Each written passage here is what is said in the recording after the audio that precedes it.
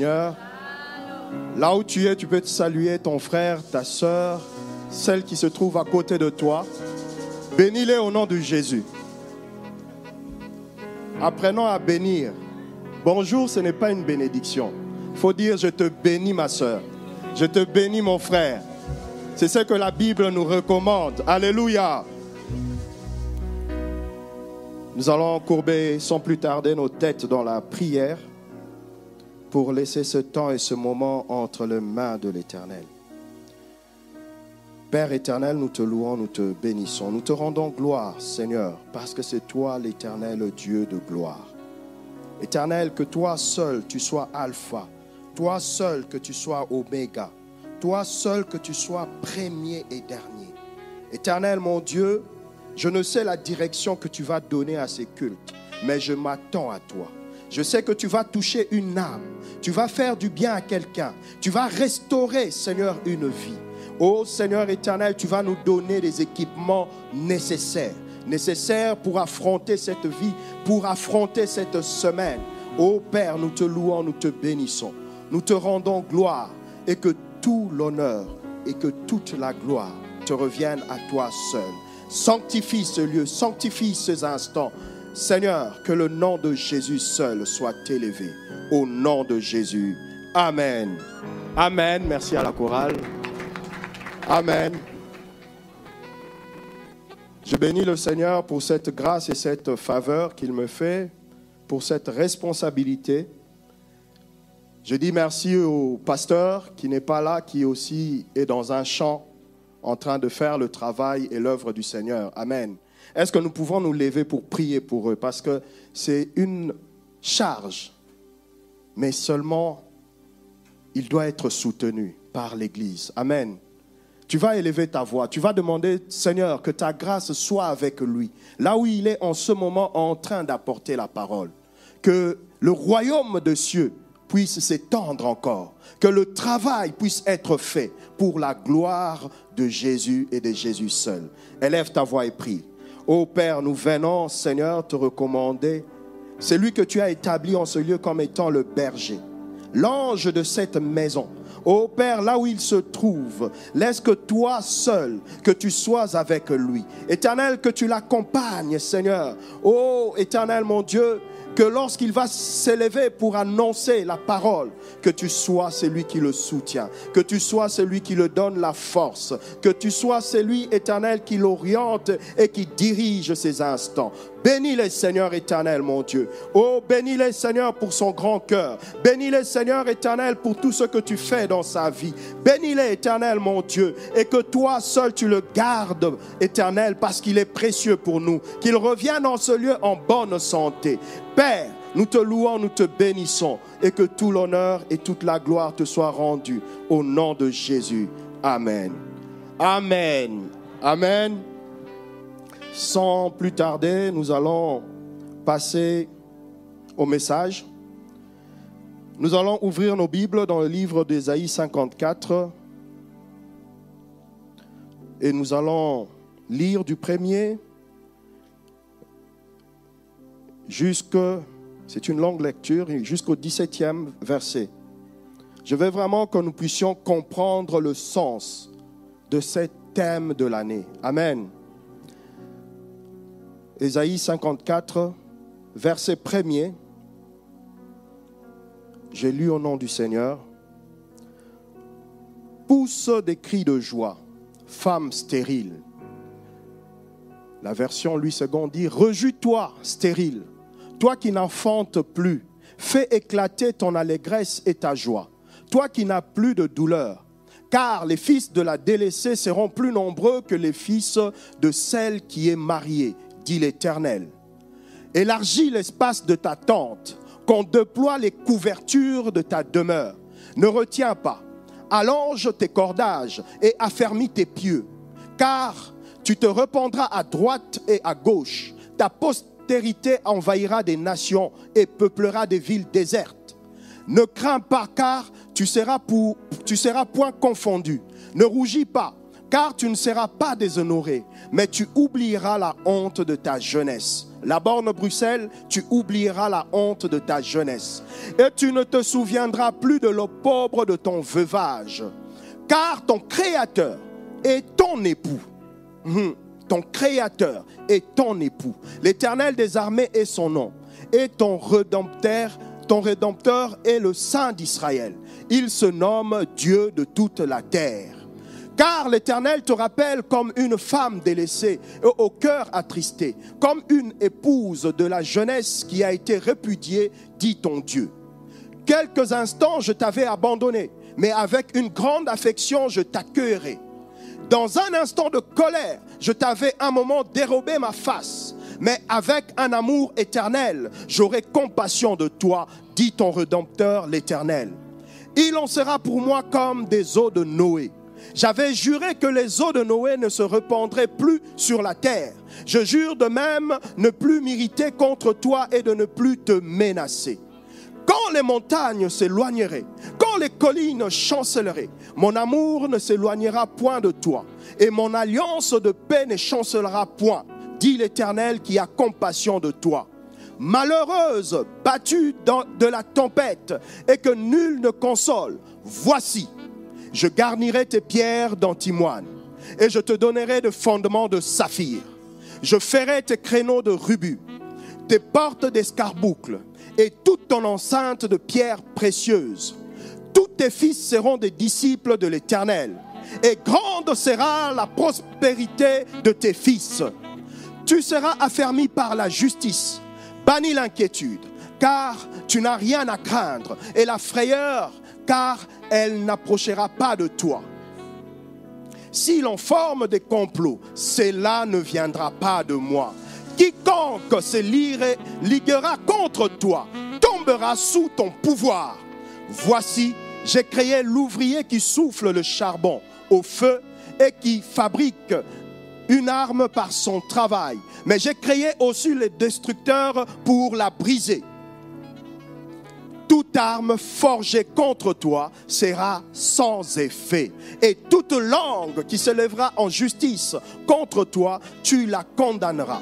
Tel est l'héritage des serviteurs de l'Éternel. Tel est le salut qui leur viendra de moi, dit l'Éternel. Tu peux acclamer, oui.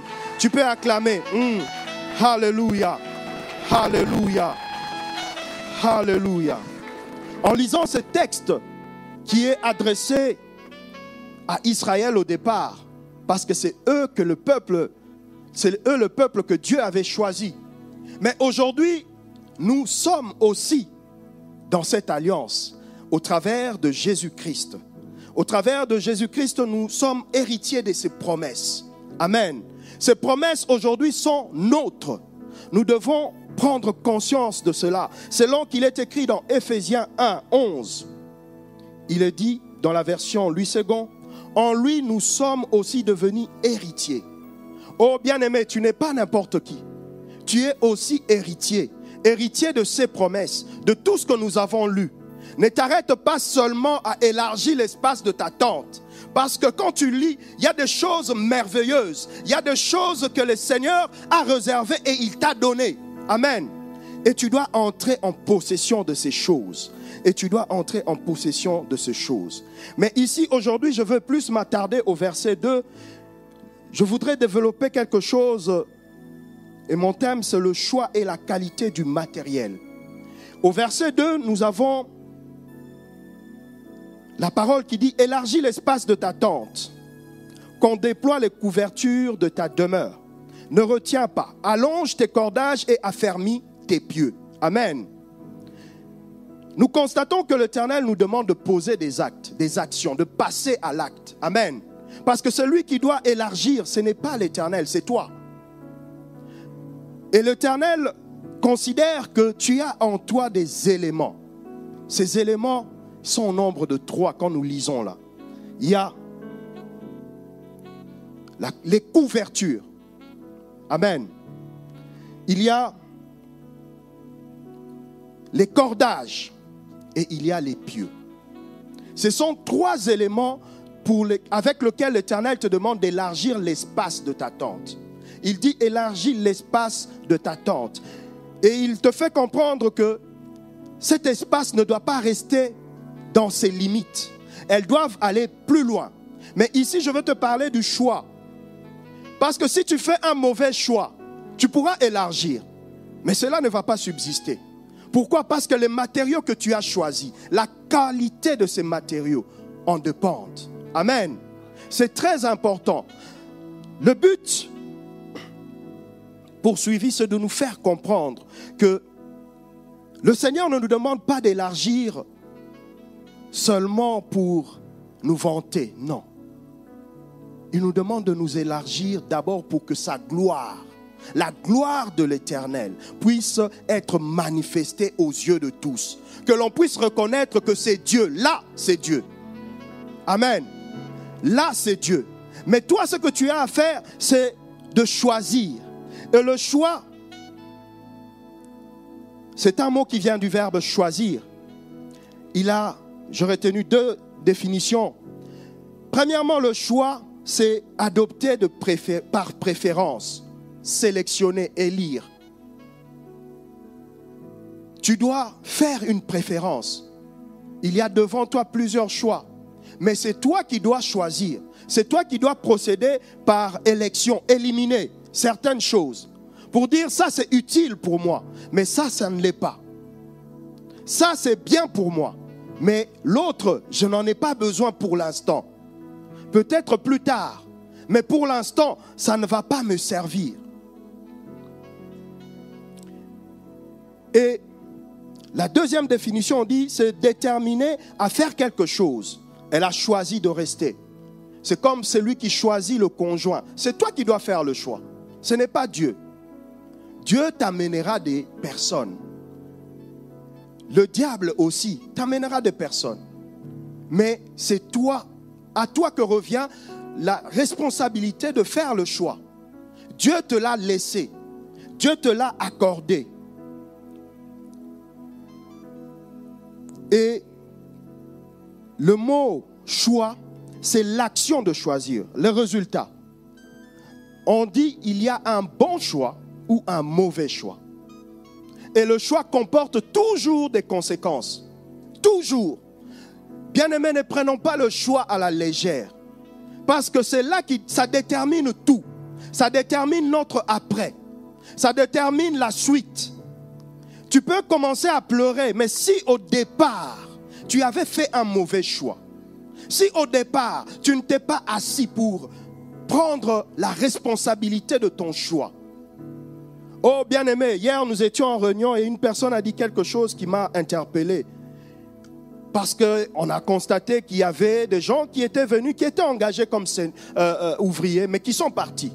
Et il a dit, mais ce n'est pas sérieux. Parce que cet engagement, on doit l'assumer jusqu'au bout. On ne le prend pas à la légère. Et c'était une jeune sœur. J'ai dit, waouh, quelle sagesse qu'elle dégage. Parce que des fois, nous faisons les choses, mais nous ne réalisons pas la portée. Nous croyons que c'est un engagement que j'ai pris vis-à-vis du pasteur, vis-à-vis de l'église. Non, au-delà de cela, il y a Dieu. Je dois apprendre à avoir la crainte de Dieu, même dans mes choix. Parce que ça détermine tout. Demain, je serai bloqué, je serai limité. Mais j'oublie que j'avais eu à faire un mauvais choix. J'avais eu à poser des actes, mais qui ont déterminé là où je suis aujourd'hui. Ce choix-là ne m'a pas amené directement là où je suis. Mais ça détermine l'après. C'est pour cela que je dois prendre conscience que dans le choix, il y a un bon choix et un mauvais choix. Oh bien-aimé, lorsque nous lisons dans Luc 5, par rapport à ce que le Seigneur considère que nous possédons. Dans Luc 5, au verset 1er jusqu'au verset 7e, Jésus a eu à faire un choix. Amen. On dit, comme Jésus se trouvait auprès du lac de Génézareth et que la foule se pressait autour de lui pour entendre la parole de Dieu, il vit au bord du lac 2 barques. Amen. Il y avait 2 barques, mais Jésus a fait un choix de monter dans l'une des barques. Pourquoi? Parce qu'il avait une mission de faire de Pierre son disciple. Il n'a pas fait le choix par hasard de monter dans cette barque-là. Parce que quand nous lisons, nous voyons que la 2e barque est arrivée, puisque la première était remplie de poissons. C'est un choix que Jésus a eu à poser. Et dans notre vie, nous sommes confrontés tous les jours. Dès que nous nous levons le matin, nous avons ce souffle de vie à faire le choix. Tu as le choix le matin de te connecter pour suivre le MMP ou de continuer à dormir. Mais sache qu'il y a une conséquence. C'est lui qui s'est levé le matin. Il ne l'a pas fait en vain. C'est lui qui s'est levé le matin. Ne crois pas que le Seigneur ne va pas le bénir, ne va pas intervenir ou ne va pas faire des choses dans sa vie. Parce que cette personne a choisi de se lever. Il a dit, moi, le matin, je choisis de me lever et de me connecter. De me lever et de prier avec les bien-aimés. Oh, bien-aimés, c'est la même chose. On dit au verset 3, il montant dans l'une de ces barques qui était à Simon, et il le pria de s'éloigner un peu de terre. Puis il s'assit, et de la barque, il enseignait la foule. Amen. Il a commencé d'abord par enseigner. Le choix, c'était de prendre la barque, de s'éloigner. Pourquoi? Parce que la foule venait se presser à lui. Et le but, c'était d'abord d'enseigner. Mais le but principal, c'était de gagner Pierre. Il savait que Pierre venait de faire un travail pour lequel il n'a pas récolté, pour lequel il n'a pas trouvé de gain. Mais lui était la solution. Lui était la solution. Il a mené en lui la solution. Et il a fait ce choix-là. Et quand il va monter, à un moment, il va dire, avancez en pleine eau et jetez vos filets. Et ici, maintenant, il y a la qualité du matériel. Parce que quand nous voyons, Pierre avait des filets. Il y avait la barque. C'est Pierre qui avait choisi la barque. Ce n'était pas Jésus. C'est Pierre qui avait choisi les filets. Amen.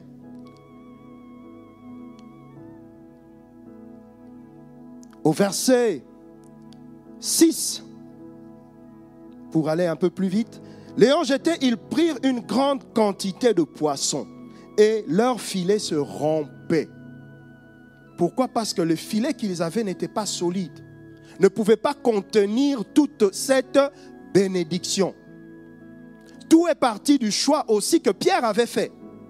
Jésus a fait un choix, mais Pierre aussi avait fait un choix par rapport au matériel. Il avait choisi cette barque et ce filet. Christ ne l'a pas reproché. Bien-aimé, Christ ne nous reprochera pas dans nos choix. C'est à nous de prendre conscience de faire le bon choix. C'est à nous de prendre conscience de savoir ce que je veux faire. Où est-ce que je veux aller? À quel niveau je veux me situer? Alors, par rapport à cela, je veux m'organiser. Je vais prendre des décisions. Je vais faire des choix. Des choix qui vont me mener au résultat. Des choix qui vont me mener au résultat. Parce que ici, nous voyons la barque, le filet plutôt a commencé à se rompre. Et qu'est-ce qui s'est passé? Pierre a appelé l'autre barque. Il a demandé un secours, que l'autre barque puisse venir. Pourquoi? Parce qu'il ne pouvait plus continuer ainsi. C'était tellement nombreux qu'il n'avait plus la capacité de contenir tout ça. Et les éléments ici par rapport à notre verset 2 d'Ésaïe 54, ce sont les couvertures, les cordages et les pieux. Ce sont des matériaux que toi, tu dois choisir. C'est-à-dire, les couvertures, c'est toi qui dois les prendre. C'est toi qui dois déterminer la grandeur. Lui t'a donné un ordre. Il a dit élargi. Mais à cet ordre, tu dois poser des actions. Tu ne dois pas te précipiter, mais tu dois savoir que j'ai des très bons matériaux qui vont tenir. Parce que lorsque le Seigneur va commencer à te visiter, lorsque le Seigneur va commencer à te bénir, le matériel, la qualité du matériel, alléluia, la qualité du matériel. Et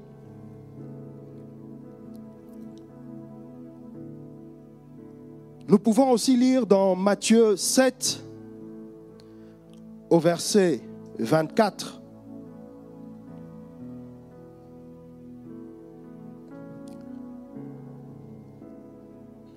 C'est pourquoi quiconque entend ces paroles que je dis et les met en pratique sera semblable à un homme prudent qui a bâti sa maison sur le roc. Amen.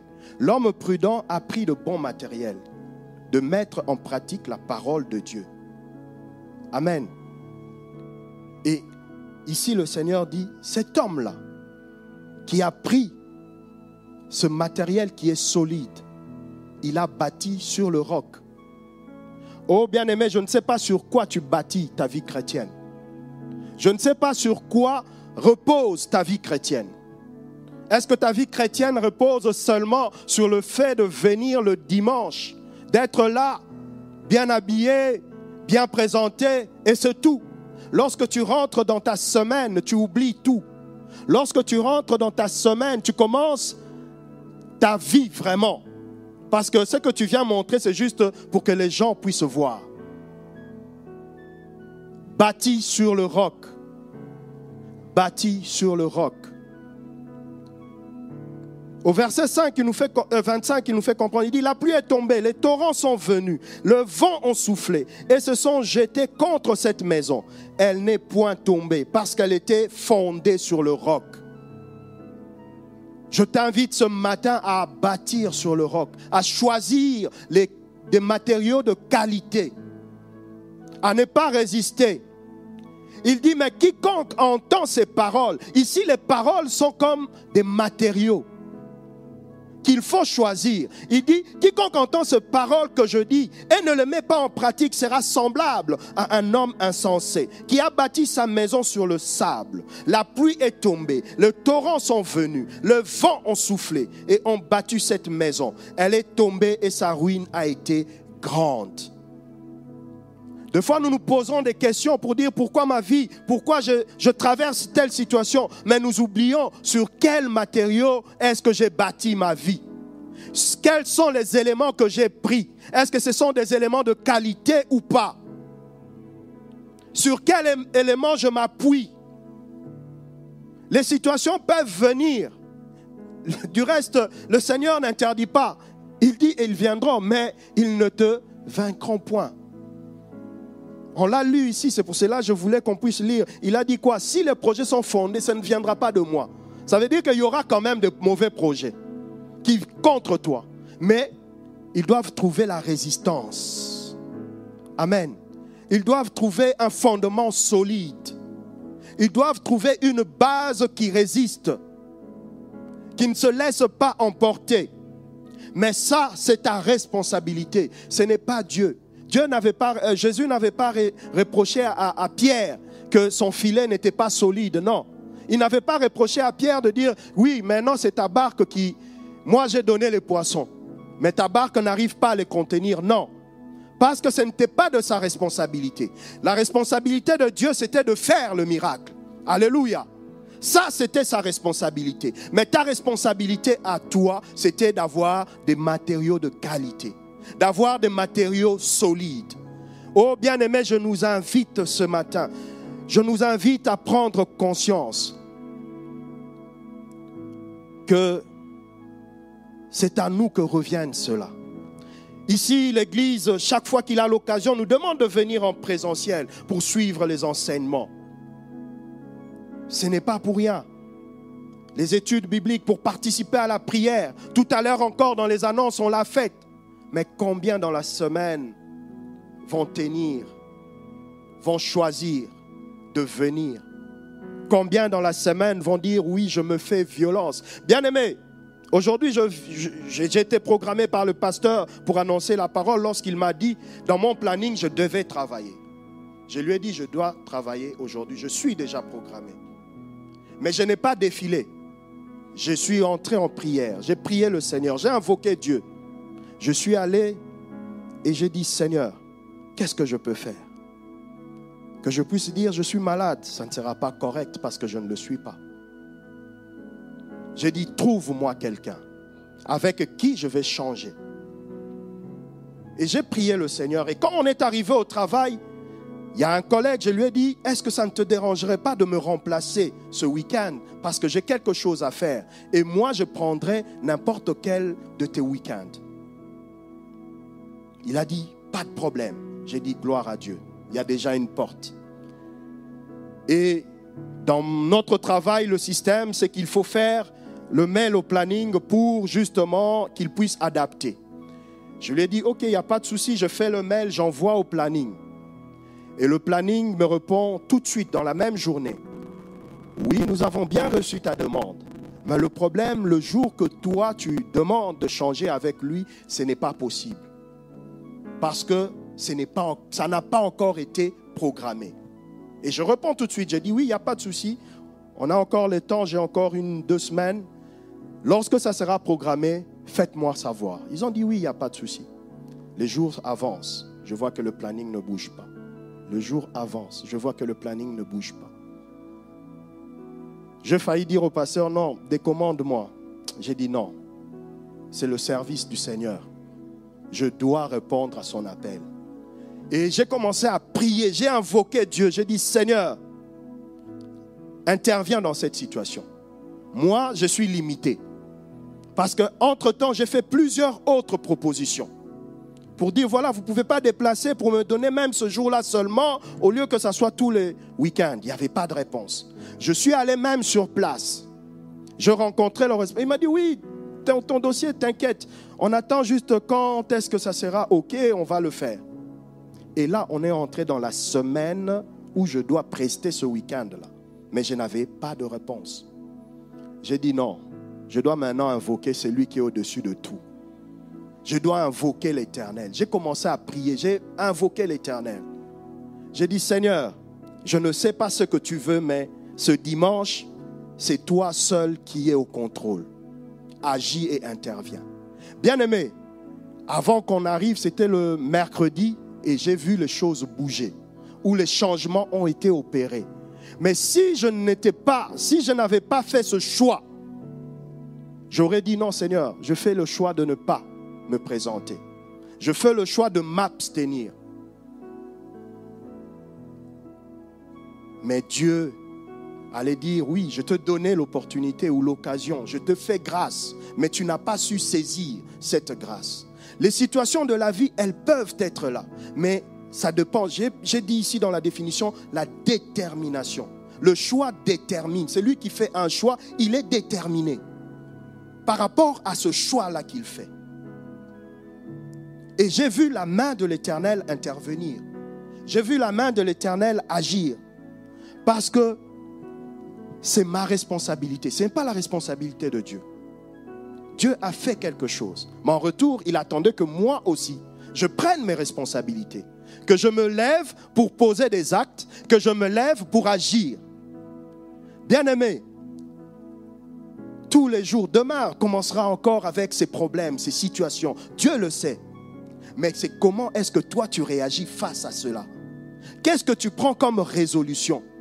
Quelle brique que tu viens poser? C'est une brique de mécontentement, de remarques, de critiques, de se plaindre? Ou c'est une brique de louange? C'est une brique d'adoration? C'est une brique d'exaltation au Seigneur?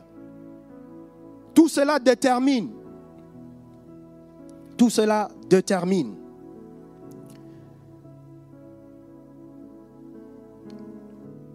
Dans la Bible, j'ai trouvé des exemples sur le bon et le mauvais choix qui ont été posés aussi par des hommes de Dieu. Nous pouvons lire dans Proverbes au premier verset,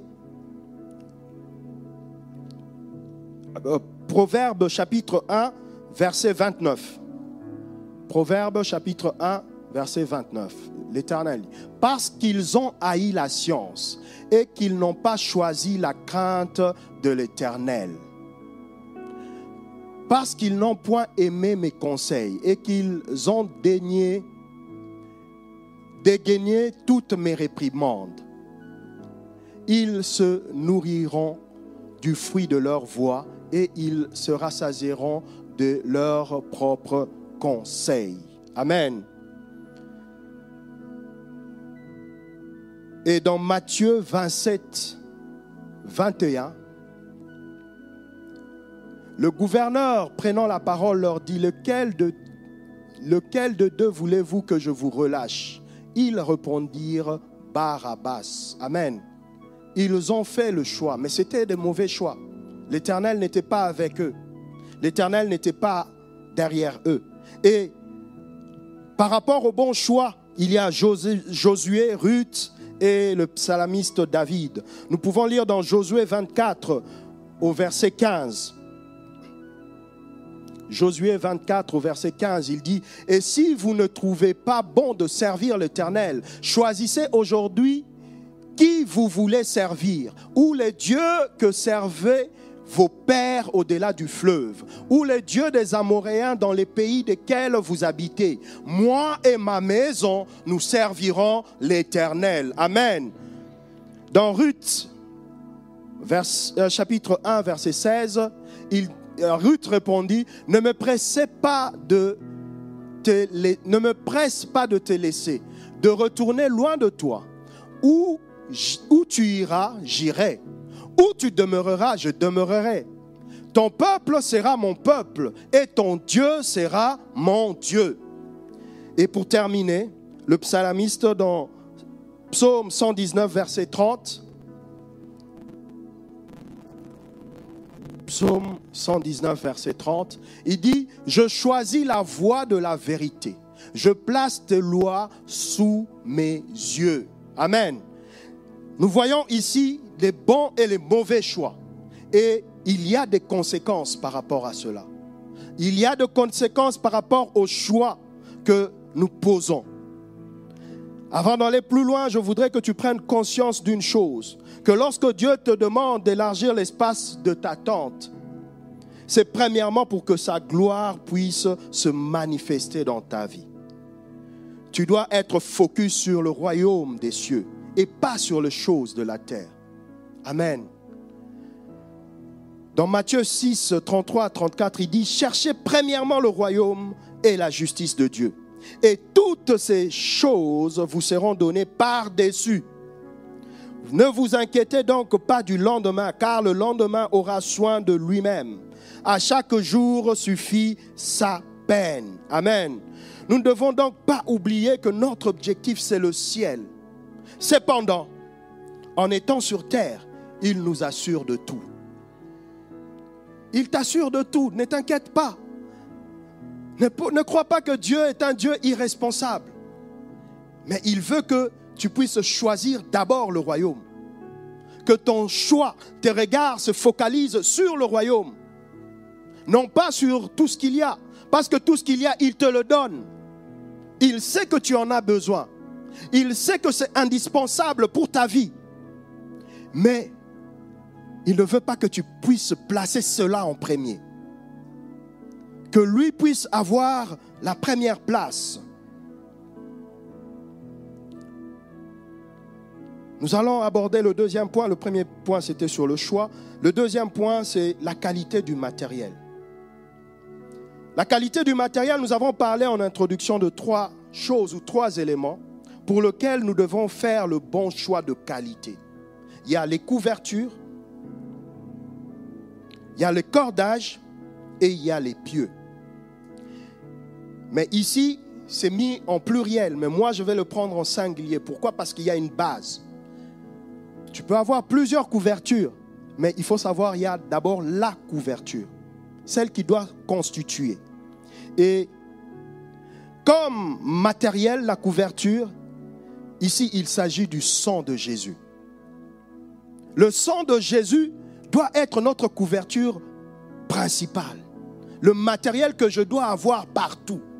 Parce que quand nous lisons la Bible, on dit que le sang de Jésus nous couvre, nous protège. Nous sommes invisibles aux yeux de l'ennemi.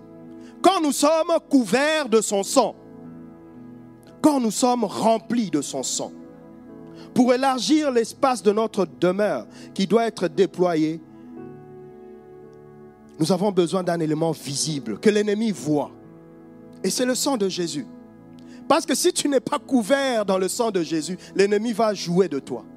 Il va jouer de toi. Tu vas dire, oui, j'élargis, oui, je fais ceci. Mais quel est le matériel sur lequel tu t'appuies pour que quand lui vient, que Dieu s'élève. Quand lui vient, Dieu envoie son armée. C'est la couverture que nous devons avoir. C'est le sang de Jésus. C'est ça qui permet de marquer notre territoire. Il faut que l'on sache que tu es enfant et fils de Dieu. Partout là où tu te trouves, il faut que l'on sache. Mais c'est le sang de Jésus. Bien-aimé, j'ai eu une expérience dans ma vie qui m'a marqué toute ma vie. En étant à l'école, il y avait des amis, un qui était musulman et l'autre qui était chrétien. Et le musulman disait, oui, si tu joues avec moi, je vais te montrer des choses. Quelles choses, on ne savait pas. Et il nous donne rendez-vous, il dit, pendant la récré, revenez dans la classe, vous allez voir la démonstration. Et on est entré dans la classe, il a dit à cet ami-là, mets-toi devant. Il s'est mis devant. Et il a commencé à faire ses incantations. Nous, on le voyait silencieux, mais il faisait ses incantations. Et au bout d'un certain temps, il a crié, ah, tu as parlé le nom de Jésus. Mais l'ami n'avait pas ouvert la bouche. Il n'avait rien dit. Il a dit, non, ne dis pas le nom de Jésus. Il a dit, ok, je ne vais pas dire le nom de Jésus. Mais à chaque fois qu'il sentait, il disait le nom de Jésus. Et on a arrêté l'incantation. On a arrêté l'incantation. On est sorti et cet ami m'appelait à côté. Il me dit, ne dis à personne. Tu sais, quand j'étais devant là, j'ai senti vraiment qu'on m'ouvrait. On était en train de m'enlever le pantalon. Alors, c'est vrai, ce qu'il dit, c'est vrai. J'ai dit le nom de Jésus dans mon cœur. Bien aimé, c'est une expérience qui m'a marqué, que je n'oublierai jamais. La puissance du nom de Jésus. Et gloire à Dieu parce que des années plus tard, aujourd'hui, cet ami qui était musulman est devenu chrétien. Tout est parti de quelque chose qui s'est passé. Il a compris que non, il y a une force qui est supérieure, qui est au-dessus de tout.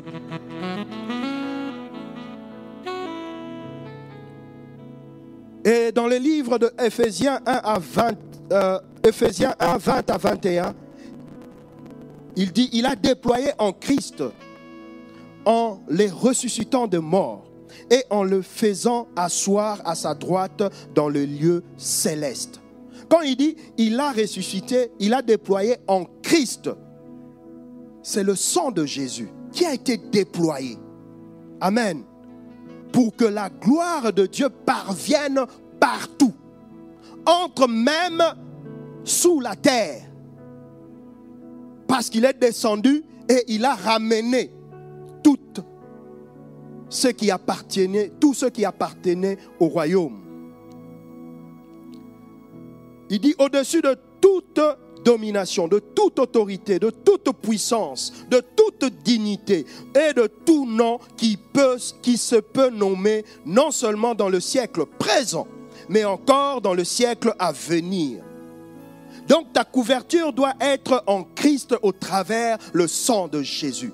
Tu dois choisir cet élément capital, ce matériau. Tu dois l'avoir, pourquoi? Parce que ça te couvre, ça te protège. Quand on dit élargir l'espace de ta tente, tu vas élargir, tu vas déployer tes couvertures, mais tu vas déployer le sang de Jésus. Tu vas déployer le sang de Jésus dans ta famille. Tu vas déployer le sang de Jésus dans ta nation. Tu vas déployer le sang de Jésus partout où tu te trouves, dans ton lieu de travail. Et c'est le sang de Jésus qui va marquer ton territoire, qui va montrer que là se trouve un élu de Dieu, là se trouve un fils, là se trouve celui que Dieu a choisi. Amen.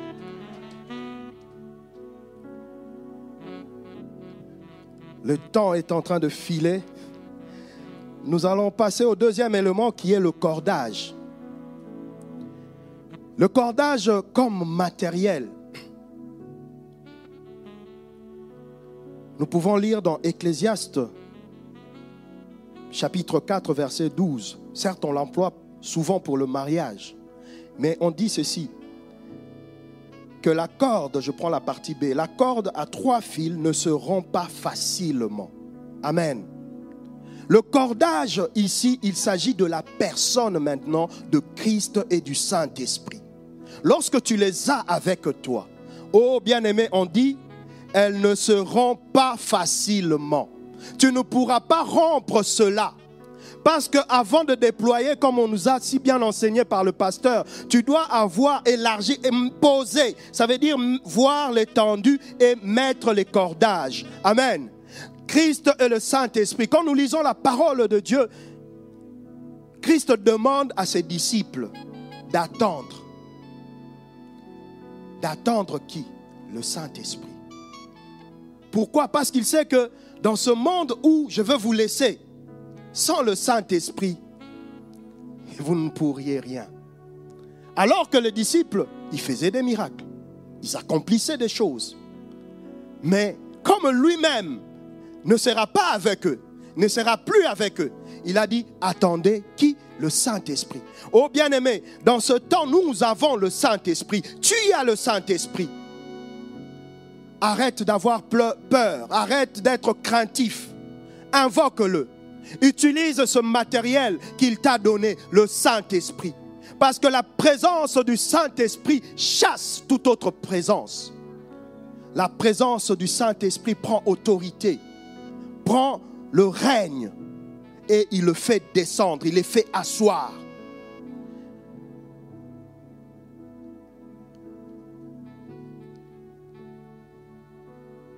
Tu dois faire un avec Christ et le Saint-Esprit, afin qu'ensemble avec lui, tu puisses tenir solidement tendu ta couverture, pour que cette couverture puisse être vraiment déployée et qu'il n'y ait pas en toi des choses que peuvent réclamer l'ennemi, parce que l'ennemi réclame des choses, mais il ne faut pas qu'il trouve ces choses en toi. Quand il est allé voir le Père pour dire Job là, mais il n'a rien trouvé en lui, de lui en Job. C'est ça que la parole nous demande. Et nous pouvons lire dans Jean 14, 30, partie B. Il dit, car le prince du monde vient. Il n'a rien en moi. Amen. Il n'a rien en moi. Lui est le prince du monde, il n'y avait aucune relation. Travaille ta vie chrétienne, travaille ta consécration pour que toi et l'ennemi, vous n'ayez aucune relation. Bâtis solidement pour que toi et l'ennemi, vous n'ayez aucune relation. Qu'il ne puisse rien réclamer. Dire que ça m'appartient, je lui avais donné. Ça m'appartient parce qu'elle vit dans le péché. Ça m'appartient parce qu'il n'obéit pas à la loi de l'Éternel. Ça m'appartient parce qu'il se laisse encore emporter dans la musique de ce monde, dans les choses de ce monde. Il faut qu'il ne trouve rien, alors rien. Il pourra tout faire, mais au bout du compte, il aura échoué. Parce que Dieu va se lever pour restaurer. Dieu va se lever pour défendre. Dieu va se lever pour agir. Alléluia. Et le dernier élément, c'est le pieux comme matériel. Il s'agit de la parole de Dieu qui doit être ancrée, qui doit être enfoncée. Alléluia. Tout dépend. Si tu prends un pieu qui est de cette taille-là, ça ne va pas résister. Mais si tu prends un pieu qui est du taille de ce pied ici, ça sera entré solidement. La parole de Dieu, bien-aimés, prenons conscience que la parole de Dieu demeure éternelle. Tu peux la fuir aujourd'hui, tu peux dire je ne veux pas. Mais la Bible dit dans Luc 21, 33, 34, je lis dans la version Louis II, le ciel et la terre passeront, mais mes paroles ne passeront point. Prenez garde à vous-même, de crainte que vos cœurs ne s'apaisantissent par les excès du manger et du boire, et par les soucis de la vie, et que ce jour ne vienne sur vous à l'improviste. Amen. Il dit, le ciel et la terre, avec tout ce qu'elles renferment, feront quoi? Passeront. Alors, à quoi va-t-il te servir de gagner ces choses, de posséder ces choses, de faire le choix sur ces choses qui sont appelées à passer, ces choses qui sont appelées à disparaître? Fais le choix du matériel, du bon matériel, qui est la parole de Dieu. Le pieu sur lequel tu peux bâtir, t'appuyer. Pour cela, nous devons venir aux enseignements bibliques, participer à la vie de l'Église. L'Église, ce n'est pas seulement le dimanche. L'Église, c'est aussi la semaine. L'Église, du reste, c'est toi et moi. Mais nous devons participer à cette vie. En nous rencontrant, en partageant mutuellement, en s'édifiant mutuellement, en venant ici pour écouter les enseignements qui sont donnés, pour lesquels les serviteurs de Dieu passent de fois des nuits à chercher ce que le Seigneur doit communiquer à son peuple. Alors, tu dois apprendre cela. Parce que Christ reste le centre de notre élargissement. Parce que quand nous voyons tous ces éléments, nous voyons que tout revient toujours à Christ. Quand je parle de la parole, il a dit « Je suis le chemin, la vérité et la parole ». Donc, c'est toujours Christ. C'est lui qui doit être le centre de cet élargissement. Pour que tu puisses le voir cette année, prends conscience de cela. Que l'élargissement, c'est Jésus-Christ lui-même. Tous ces éléments, c'est Jésus-Christ lui-même. Mais il te demande seulement d'appliquer. Il te demande seulement de t'élever, de poser des actions. Il te demande de l'utiliser. Oh, quelque part on dit, Jésus-Christ, il dit, je suis le pain de vie. Donc, il te montre qu'il est dans plusieurs formes, dans plusieurs manières. Mais c'est toi maintenant qui dois savoir ici je l'utilise dans quelle manière. Ici je l'emploie pour quel but. Ici je l'utilise pour quel fondement. Je dois m'asseoir sur lui pour voir sa gloire. Oh bien-aimé, si tu veux bénéficier de ces choses, tu dois premièrement donner ta vie à Christ. Faire de lui ton Seigneur et ton Maître. Pas ton enfant de course. Pas celui que quand tu as des soucis, là tu dis, ah cette semaine je serai en gêne cette semaine. Je vais prendre une semaine, je vais monter à la retraite. La retraite c'est tous les jours. Le Seigneur nous demande d'intérioriser ces choses. Que notre vie, ça doit être la vie de l'Église. L'Église c'est toi, c'est moi. C'est-à-dire, tous les jours, je dois apprendre à prier, à jeûner. Tous les jours, je dois apprendre à monter dans la montagne. Tous les jours, je dois apprendre à avoir ce temps d'intimité. Non seulement, mais venir aussi avec la communauté pour élever le nom de l'Éternel. C'est ce qu'il te demande. Ne sois pas oisif. Ne te dis pas que non, ces choses ne concernent que le pasteur, ne concernent que les anciens, les diacres, ne concernent que ceux qui sont appelés à une tâche. C'est la chorale. Non, c'est pas moi. Non, ça te concerne. Du reste, il a fait de nous un royaume des sacrificateurs. Nous sommes tous appelés à ces choses. Nous allons nous élever dans la prière. Oh, Rabba Santi, Reba Yusoto, Ruba Sente. Alléluia, Jésus. Je vais faire un appel pour toi qui ne connais pas le Seigneur. Tu as été peut-être invité en ce lieu pour venir écouter, pour venir voir comment est-ce que l'église La Borne Bruxelles organise ses cultes, je ne sais. Mais tu as écouté la parole et la parole t'a parlé. J'ai parlé du choix. Le choix, c'est toi qui dois le faire. Choisis Jésus. Ce que je peux te dire, il est très bon. Choisis Jésus. Je te donne cette opportunité. Si tu es dans la salle, tu peux juste lever ta main et nous allons t'aider à faire cette acceptation. Alléluia, Jésus. Oh, Rabba Santi, Reba Isoto. Alléluia, Jésus. Rabba Santi, Reba Isoto. Alléluia. Oh, ne te retiens pas, ne regarde pas la foule. Au dernier jour, tu auras de comptes à rendre seul. Il n'y aura pas ton ami qui t'a invité ou ta maman qui t'a amené ou ton frère, ta soeur, je ne sais. Mais tu seras seul, face à face avec lui. Alléluia. Oh, gloire au Seigneur. Je vais lancer un deuxième appel. Toi qui as écouté ce message, ce thème de l'année te concerne. Tu vas l'entendre et l'entendre encore parce que nous allons encore y revenir, insister, développer selon que le Seigneur va nous conduire. Mais le but, c'est pour que tu prennes conscience, pour que tu te lèves et que tu rentres dans ce thème, que tu puisses la vivre, que tu puisses réellement élargir l'espace de ta tente. Alors, je vais faire un appel pour toi qui ne sais pas comment choisir. Pour toi qui as encore des doutes, qui chaque fois fait un pas en avant et revient en arrière. J'ai parlé de la qualité du matériel. Si tu veux voir des grandes choses, apprends à faire le bon choix.